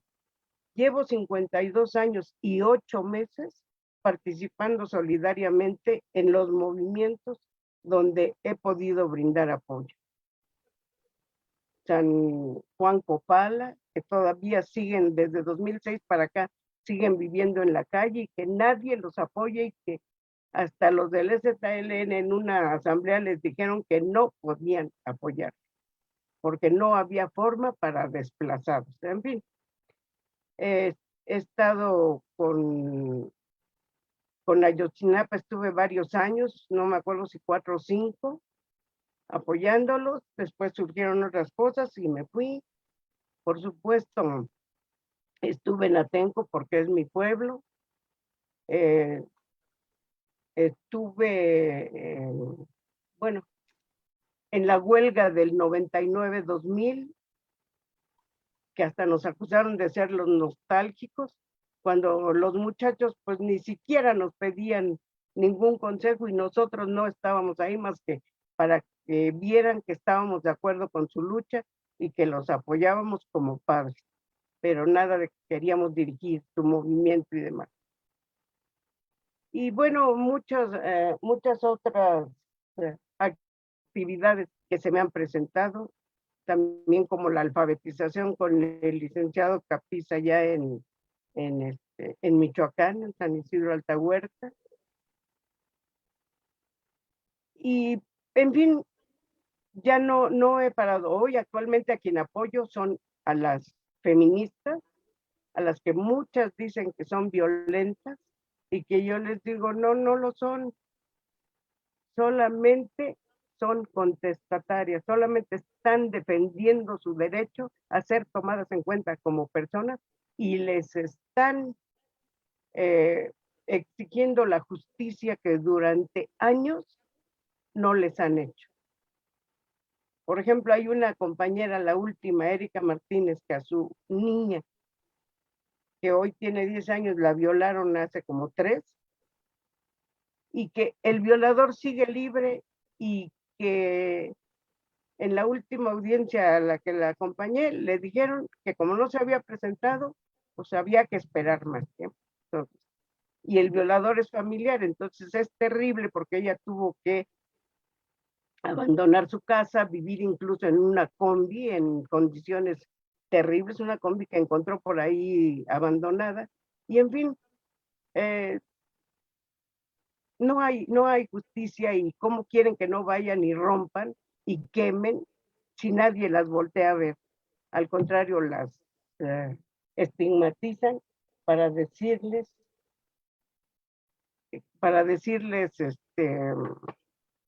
que son violentas, para decirles que así no se pide la justicia. Pues yo digo, si yo estuviera en su lugar, yo creo que no solamente haría eso, sino peores cosas, porque no es justo que lo ignoren a uno. Muchas gracias, Celia. Disculpa la interrupción, pero vamos corto con los tiempos. Nos queda media hora, y así que paso a María. Nunca le atino el tiempo. Hace rato no, ya sé. Y ahorita ya no tengo. Bueno, por lo menos déjame decirle que claro. la economía, hombres y mujeres nunca participamos en la toma de decisiones. Como habíamos pocas mujeres que participamos, comparadas con el número de hombres, y muchos de ellos sí militaban en algún partido o grupo político, nos llevaban la delantera, y ellos eran los que tomaban las decisiones de lo que se tenía que hacer. O sea, que las mujeres a la cuestión práctica, como dicen ellos, eran los intelectuales, y nosotros las que hacíamos todo el trabajito de hacer la cocina, de la limpieza, de etcétera, etcétera. En fin, pues si ya no me queda tiempo, pues ya que se puede decir, lo que sí quiero aclarar es que divagamos más en otras cosas que en decir cómo éramos las mujeres del 71.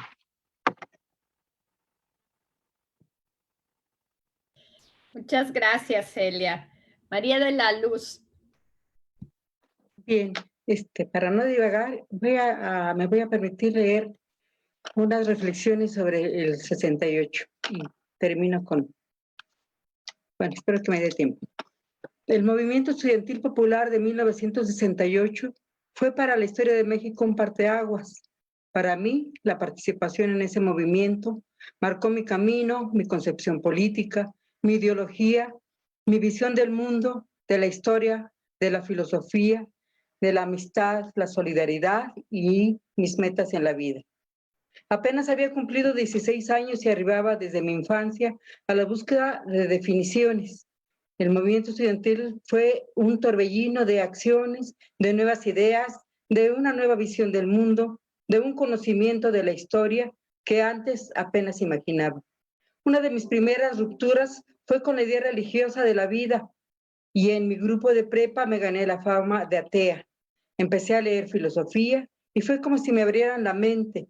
Ya entendía las leyes de la dialéctica, la unidad y lucha de los contrarios, y entendía el mundo de un modo diferente. La historia la aprendí a analizar a partir de la lucha de clases y de las contradicciones internas en cada uno de los grandes periodos de la humanidad, con la metodología marxista del materialismo histórico. Fui comprendiendo los fenómenos económicos a través del estudio del capitalismo y el análisis de sus contradicciones. Entendí cómo se da la explotación y la extracción de la plusvalía a los trabajadores por los que nunca han trabajado y son dueños de los medios de producción. También me motivó la literatura que narraba el heroísmo de luchadores revolucionarios en libros como Así se templó el acero, La Madre, Reportaje al pie de la horca, La joven guardia, entre muchos. Pero la lección más importante fue el integrarme a un movimiento de masas que sumó a cientos de miles de estudiantes, maestros, intelectuales y artistas y artistas, padres de familia, madres de familia y mucha gente del pueblo, obreros, comerciantes, campesinos de todo el país. Me senté parte de algo grande, vivo, fuerte, que se desbordaba unido en un grito de rebeldía contra la injusticia, contra la represión y la defensa de las libertades democráticas. El movimiento fue reprimido brutalmente por el ejército. También aprendí que en México hubo otras luchas sociales, que antes ya se habían movilizado los médicos, los maestros, los ferrocarrileros, los copreros, los estudiantes universitarios, normalistas, politécnicos, entre muchos otros, y que habían sido reprimidos la mayoría de las veces nuevamente por el ejército. Ese ejército que ya antes había tomado escuelas y lo volvió a hacer en el 68.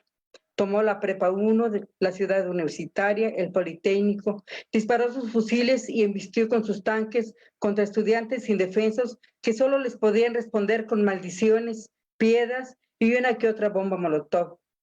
También supe que en México había guerrillas, que en la Sierra de Guerrero estaba Genaro Vázquez Rojas, que en ese año 1968 se había fugado de la cárcel de Iguala y se había remontado a la sierra, que también en Guerrero estaba Lucio Cabañas y el Partido de los Pobres, que en Chihuahua se habían levantado los campesinos contra los latifundistas y se habían formado grupos guerrilleros encabezados por los hermanos Gaitán Aguirre, el maestro Arturo Gámez y el doctor Pablo Gómez, que habían asaltado el cuartel militar de Ciudad Madera, que habían muerto 8 de los participantes, que los sobrevivientes se habían reorganizado y nuevamente incursionaron en la sierra. Habían descarrilado un tren, ajusticiado a un cacique, quemado un aserradero y que perseguidos por el ejército, 5 fueron capturados en Tezopaco, Sonora y fusilados el 11 de septiembre de 1968. También supe que en el mundo había países socialistas, que en la Unión Soviética se había realizado una revolución dirigida por obreros e intelectuales organizados en el Partido Comunista Bolchevique y se había instaurado una sociedad socialista, que Vietnam estaba dividido en dos, el norte socialista dirigido por Ho Chi Minh y el sur invadido por Estados Unidos, que sostenía a un gobierno títere, y los guerrilleros vietnamitas les estaban ganando la guerra, que en China hubo una gran marcha encabezada por Mao Zedong y había instaurado una sociedad socialista, que en Cuba también había triunfado la revolución e instaurado el socialismo, todo el pueblo cubano encabezada por Fidel Castro, el Che Guevara, Camilo Cienfuegos, y muchos hombres y mujeres que habían desarrollado un movimiento guerrillero y habían levantado al pueblo contra el tirano Batista, que el Che Guevara había encabezado una guerrilla en Bolivia y habían muerto Tania y otros guerrilleros, y el Che asesinado en la escuela de La Higuera, Bolivia, y que en muchos países se luchaba de muchas maneras, hasta en Estados Unidos existía el movimiento Pantera Negra.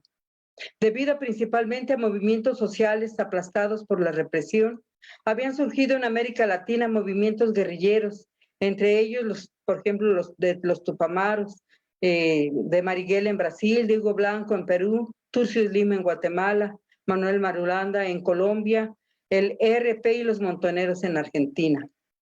Además de los aprendizajes, viví intensamente ese movimiento. Participé como brigadista de tiempo completo, elaboraba y repartía volantes, pintaba bardas y autobuses urbanos, hacíamos pegas, mítines en las plazas, mercados y camiones, y pedíamos colaboración de la gente para el sostenimiento del movimiento. Participé en todas las manifestaciones y mítines. Estuve en la ciudad universitaria el 18 de septiembre y logré salir por el lado de medicina cuando el ejército estaba entrando por insurgentes. El 2 de octubre llegué al mitin a la Plaza de las Tres Culturas con varios compañeros de la prepa. Santa María la Redonda estaba cerrada al tránsito y había una fila de camiones de redilas del ejército. Los soldados estaban bajando de los camiones y ponían la bayoneta en sus fusiles. Estábamos por cruzar Flores Magón hacia la Torre de Relaciones Exteriores cuando 2 luces de bengala fueron disparadas desde 2 helicópteros que sobrevolaban la plaza y empezaron a disparar los tanques que estaban sobre el puente. Nos quedamos parados y desconcertados hasta que vimos a mucha gente que corría en nuestra dirección y corrimos con ellos. Luego empezó a llover. Después de la masacre del movimiento, el movimiento se fue desmoronando. Vinieron las Olimpiadas a cubrir la sangre de los estudiantes asesinados. Hubo una tregua pactada. Sin embargo, algunos brigadistas salíamos por la noche con globos que llenábamos con pintura roja y los aventábamos sobre los espectaculares destinados a enaltecer las Olimpiadas. La paloma olímpica quedaba bañada de sangre. En diciembre regresamos a clases. Estas son mis reflexiones sobre el movimiento del 68 y les quiero comentar que tanto en el 68 como en el 71, la verdad, yo no tenía esa preocupación de la relación entre hombres y mujeres. Aún no tenía en ese sentido ideas feministas. Más bien yo me sentía parte de toda una masa. Yo participaba como brigadista, igual me subía a los camiones, pintaba, detenía los camiones para que los pintaran los demás. Me tocaron corretizas. Entonces fue, incluso, pues, mis padres apoyaban que yo participara en el movimiento. Decían que los habíamos politizado. Y a mi mamá le di a leer el libro de la madre, y entonces hasta salía con nosotros a hacer pegas en la noche. Una cosa que no dije sobre el 71 es que al día siguiente del 10 de junio fuimos al hospital, no, Rubén Leñero, no me acuerdo cómo se llama, no sé si era el Rubén Leñero, que estaba cerca de la Normal, atrás, en medio sí, y cerca del casco Santo Tomás. Ahí pudimos entrar, íbamos Oya y yo y mi hermano, y vimos a los compañeros. Bueno, desde que llegamos vimos las paredes y los vidrios del hospital balaceados, llenos de hoyos. Nos dejaron entrar los médicos y visitamos para ver si conocíamos a alguno de los compañeros. Ahí encontramos a compañeros de la prepa popular, que fueron de los más golpeados. En ese contingente iba Héctor Arturo López, compañero que daba clases en la prepa popular, el compañero Olaf, que él era de la vocacional 4, pero también salió herido, estuvo muy grave, le dieron varios disparos en el vientre. Vimos a un señor que tenía un balazo en la garganta, y también que estaba internado ahí Francisco Treviño, que murió unos casi 15 o 20 días después del 71.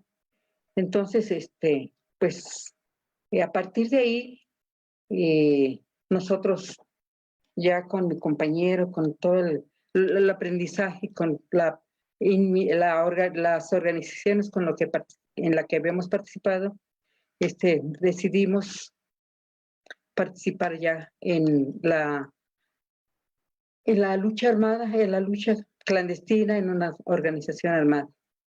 Y esa ya es otra historia en la que continuamos. Y yo creo. Bueno. Muchas gracias, María de la Luz. Y paso la palabra a Etna porque nos quedan 10 minutos. Bueno, muy breve porque coincido con dos de las compañeras en el sentido de que, bueno, yo en lo personal no sufrí discriminación por parte de mis compañeros. Tampoco fui de las, imagínense, con 15, 16, 17 años, ¿qué voy a ser líder? Pues si yo realmente estaba aprendiendo, pero lo hacía con mucha libertad y de igual a igual, sobre todo en este aprendizaje con la gente de las brigadas. A mí me encantó ese trato con las personas y me marcó definitivamente. Mis temas de investigación son movimientos sociales, historia oral. Me encanta vincularme con las personas a partir de esa experiencia, pero lo hacíamos de igual a igual. Formábamos las brigadas hombres y mujeres. Claro, como ellos veían que a nosotros nos daban, como dice la compañera Consuelo, guapas, simpáticas, agradables, etcétera, bueno, pues nos daban más, pues nosotros llevábamos el bote. Pero yo siempre tuve un trato muy, muy cercano con mis compañeros. Hasta la fecha seguimos siendo amigos. Nunca vi que alguien me faltara el respeto, y si alguien lo hubiera hecho, mira, no, pues es que también uno era de armas tomar, ¿no? O sea, no, por lo menos a mí en mi familia me enseñaron a no dejarme de nadie. Entonces, si alguien me hubiera faltado al respeto, pues me lo pongo como chancla. Entonces, también depende de uno, ¿no? Porque hubo compañeras que, bueno, sí tuvieron algunos problemas, pero bueno, tampoco les voy a mentir de que éramos así las masas de mujeres, no, no éramos tantas, porque en una ciudad tan conservadora como Monterrey, pues inclusive que llegaras a las 8 o 9 de la noche, pues ya hasta se veía mal, ¿no? Entonces se rompieron muchos moldes, empezaron a participar las mujeres, empezamos a participar, pero tuvimos que romper muchas inercias, fue poco a poco, y la verdad yo sí vi un trato muy igualitario, porque no nos estábamos planteando los temas del empoderamiento como se plantean ahora, ¿sí? Nosotros cuando estábamos planteando la revolución socialista, porque eso lo hicimos desde la preparatoria, hablábamos de una lucha y de la justicia social entre las clases sociales, entre explotados y explotadores, y entre los explotados nos encontrábamos las mujeres. No hacíamos una diferencia de género, porque no era, no, o sea, yo no lo había escuchado eso. Entonces, tal vez si hubiera habido alguien que nos explicara, pues pudiera ser. Pero más bien lo que se buscaba en esos movimientos era la unidad, la unidad. Y algo muy interesante que sí me gustaría plantear antes de concluir, es que en el movimiento estudiantil del 69-71 en Monterrey, nos unificamos todos los estudiantes de, casi podría decir, del estado.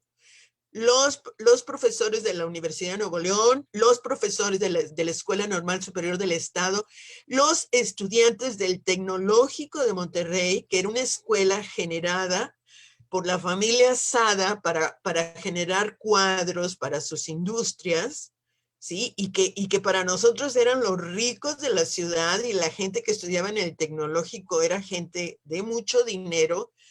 Bueno, hasta los estudiantes del Tecnológico de Monterrey se sumaron, no se diga los normalistas, los de todas las escuelas de la Universidad de Nuevo León, y entonces fue un movimiento padrísimo porque todos nos identificábamos en tanto jóvenes y en tanto que queríamos democracia y justicia, ¿sí? Entonces, en ese sentido, pues no veíamos la parte de demandar que para las mujeres, pues si teníamos un trato igual, los chicos barrían igual, preparaban cosas terriblemente mal, pero bueno, se veía la voluntad por lo menos. Pero, en ese sentido, pues yo sí me siento muy agradecida con mis compañeros por un trato igualitario que recibí. Gracias, para ser breve. Muchas gracias, Edna.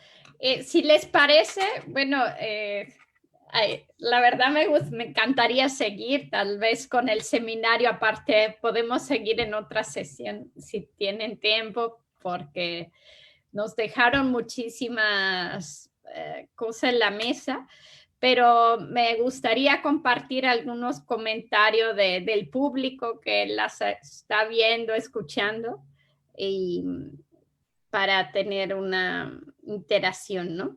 Bueno, Gloria Tirado hace un comentario, dice: Chelo, qué gusto saludarte y escucharte. También Siwatlensi dice: interesante y sensible testimonio, en referencia a Chelo al principio. Aide Franco: qué importante es escucharlas y recuperar sus memorias. de nuevo, valiosas mujeres, ejemplo de lealtad y principios con ellas mismas y con sus ideales. Luego, Clemen Hernández, buenas tardes, qué gusto verla y escucharla nuevamente, maestra. Raquel Velázquez, Luz querida, felicidades. Gloria, también Luz querida, qué gusto escucharte, saludos.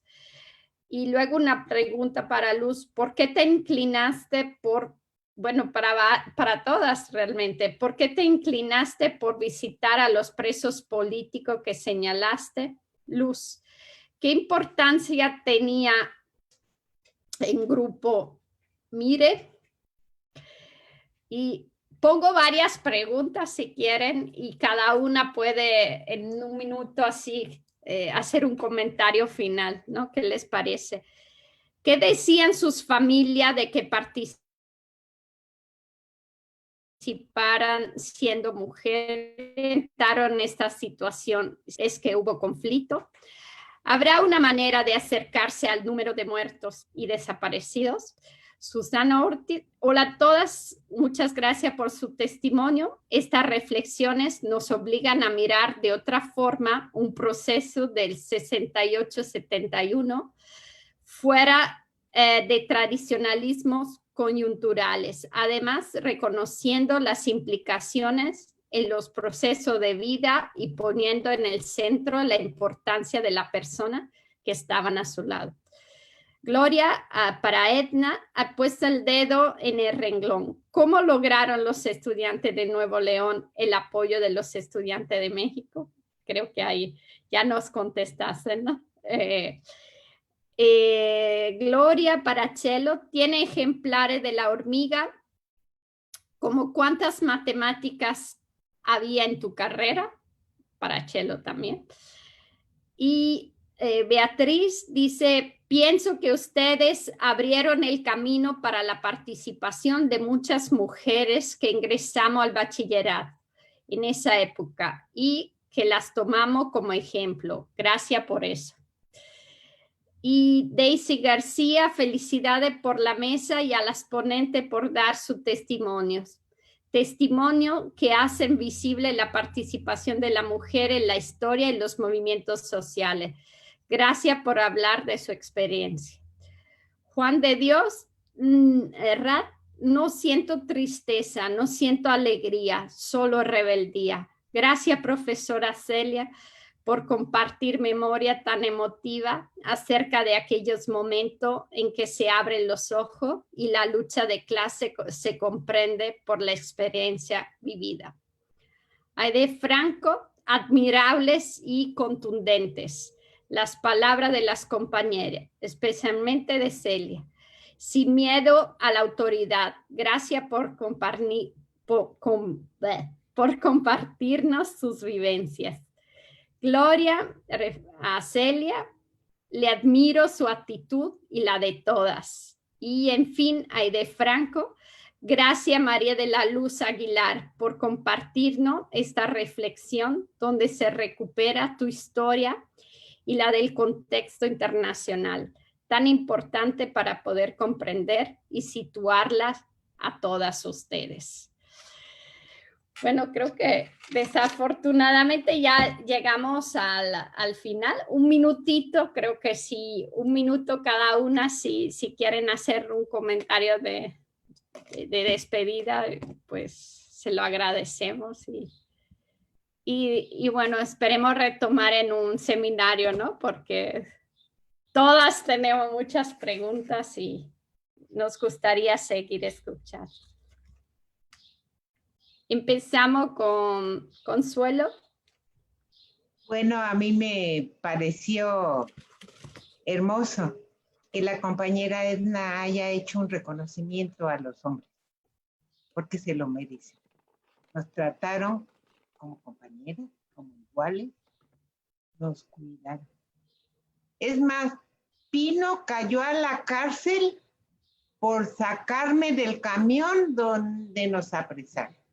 A mí me sacaron por la ventana y Salvador Martínez de la Coca cayó en la cárcel porque a mí me sacaron. O sea, a ese grado de entrega eran los hombres, así nosotras las mujeres. Y yo te lo digo con esta experiencia, y pregúntenle a Salvador Martínez de la Roca por qué cayó en la cárcel, ¿sí? Entonces gracias, Edna, gracias a ustedes por permitirnos este momento. ¿Y qué más puedo decir? Sigan la lucha, compañeros. Muchas gracias. Gracias. Celia, no sé si quiera un comentario. Yo quiero decir que, por ejemplo, me preguntan, ¿qué impacto tuvo vivir, presenciar o conocer la violencia del Estado en su vida cotidiana y en sus relaciones sociales y afectivas? Quiero decir que cambió mi manera de relacionar con personas. Ya no me interesaban tanto las reuniones o fiestas, las consideraba muy superficiales. Empecé a leer más, valoré más el trabajo doméstico que mi madre hacía para nosotros y todo el apoyo que me había dado para participar tanto en 68 como en 71. Nunca hubo una sola restricción de parte de ella, no obstante que era una mujer que tenía una primaria trunca. Yo la admiré mucho por toda la libertad con que me dejó actuar en mi vida. Siempre tomé mis decisiones porque a temprana edad quedé huérfana y siempre yo decidí a qué escuela ir, qué hacer, dónde estar y demás. Una confianza plena y total de mi madre hacia mí. Yo creo que eso me formó de manera diferente de ver la vida. Y solidaria como ella sola, bien generosa. Yo digo que la lucha sigue y que mientras mi corazón lata y mis pies me puedan llevar hacia algún lado, ahí estaré. Muchísimas gracias.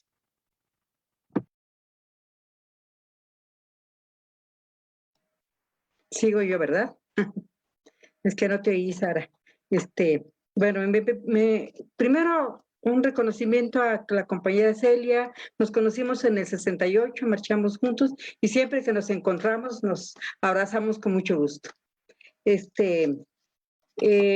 Sobre por qué iba a visitar a los presos políticos, pues no fui yo solita que ella me haya salido de aquí, sino que un grupo de compañeros los fuimos a visitar, los compañeros de la prepa, y íbamos a visitar exactamente a Kiko, a Francisco, bueno, y a los demás del MIRE, a Fabio Barbosa, a Gerardo Peláez, el campesino, que ya no me acuerdo cómo se llama, Justino Juárez, en serio, ¿y ahora qué era el MIRE? Es que el MIRE era la organización estudiantil más importante de la Prepa 8 en ese momento. Aparte de los presos políticos que cayeron, que eran 2, pues había un buen núcleo de compañeros del Movimiento de Izquierda de Revolución Estudiantil que continuaron estudiando ahí en la prepa y además formaron a varias generaciones de estudiantes. Y por último, si tuve conflicto con mi familia, pues le diré que sí, sobre todo con mi papá, que me decía, es que esta casa no es hotel, aquí tienes que llegar temprano. Pero la verdad, solamente así como demostración de autoridad, porque no pasaba de ahí. Y para comentarle a Consuelo que yo recuerdo que nosotros alguna vez repartimos el periódico de La Hormiga, y la fuimos a repartir a Chapingo, junto con Gastón Martínez y otros compañeros. Nos formamos como una brigada y la fuimos a repartir. Me dio mucho gusto saber que estabas atrás de eso. Bueno, y un saludo para Edna, compañera muy querida. Gracias. Muchas gracias, María de la Luz. Edna. Bueno, muy breve. Miren, muchas gracias por la invitación. Es muy interesante conocer todas las experiencias de mujeres. Y yo les digo una cosa, yo sí vi un cambio en las actitudes de los jóvenes de aquellos años, porque nosotras cambiamos también, y en la medida en que las mujeres cambiamos y nos empoderamos, ellos van a cambiar. Entonces es una relación dialéctica muy interesante que bueno, ha sido promovida por los cambios culturales de todo tipo y que tarde o temprano tenemos que llegar a la conciencia de saber lo valiosos que somos todos. Y en particular, por lo menos desde el punto de vista cultural, las mujeres hemos sido las que hemos conservado las culturas originarias, las tradiciones, las costumbres, las lenguas que muchas veces se han perdido. Y entonces tenemos una fuerza porque también la vida cotidiana es importante, no solamente la vida pública. Cuando seamos conscientes de eso, compañeras, el mundo va a cambiar. Nada más, muchas gracias. Muchas gracias a toda, a María del Consuelo, muchas gracias Edna María de la Luz, muchas gracias Celia. Ha sido muy interesante compartirlo y agradezco también mucho a Ana Carolina y a Luis de la FES Aragón que hacen posible la transmisión de todo el Congreso. Muchas gracias. Y pues cerramos aquí, pasamos... Hay que dejarle el espacio para la siguiente mesa, pero esperamos seguir en otro espacio porque ha sido muy interesante y nos gustaría seguir compartiendo ese espacio con ustedes. Gracias de nuevo y los invitamos a que se queden para la siguiente mesa. Hasta luego. Saludos a todas. Gracias, Recording Sara. stopped. Gracias.